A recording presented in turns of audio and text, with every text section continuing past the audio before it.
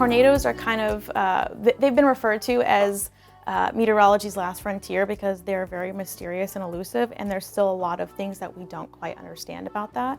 But when we think about tornadoes, we have to think about supercell thunderstorms. So these are regular thunderstorms that are pretty much on steroids. So when we're looking at different types of thunderstorms, we're really relying on radar and storm spotter observations to kind of get a handle on how it's developing, where it's going. And we also use a lot of computer guidance and models to predict that as well. And so we're wanting to look in places where supercells are going to be favorable. So I like to think of it as the classic, we have warm, moist air coming up from the south, from the Gulf, and we have cold, dry air that's coming down from the north. So we're really looking for different kinds of air masses that are interacting with each other, because when they're interacting with each other, you have hot air that's violently rising. We have convection that's occurring.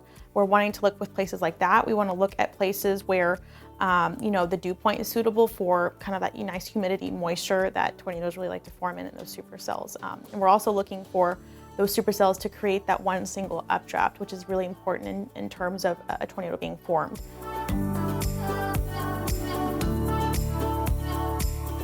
A radar works kind of exactly like how bats and dolphins communicate. So it uses like a form of echolocation. And so for like a standard radar, it's shooting out electromagnetic waves, and it's basically listening for how fast it comes back. And different kinds of radars can go into really in depth, because a standard radar could just tell you, yes, there's something there and it's about this far away. But we have new radars now that can actually, in terms of atmospheric conditions, they can bounce off and they can show us this is snow versus hail or grapple or actual just rain.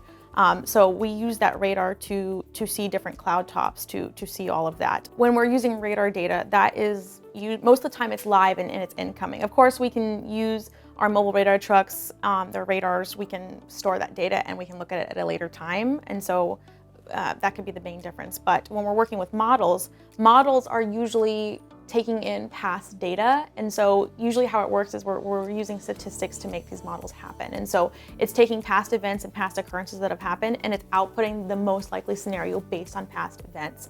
And so we have models in meteorology for a lot of different things. There's climate models. Of course, we have different types of supercell tornadic related models.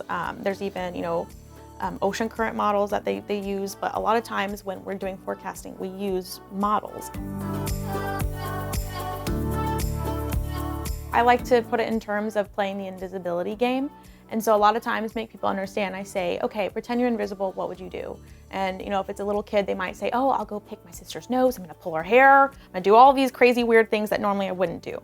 And I said, okay, well, would people be able to tell what you're about to do? And they say, no. And I said, great, that's how meteorology works. We don't know what's gonna happen, and so we kind of have to use all the tools that we can get in order to predict that. And that's what makes it really hard.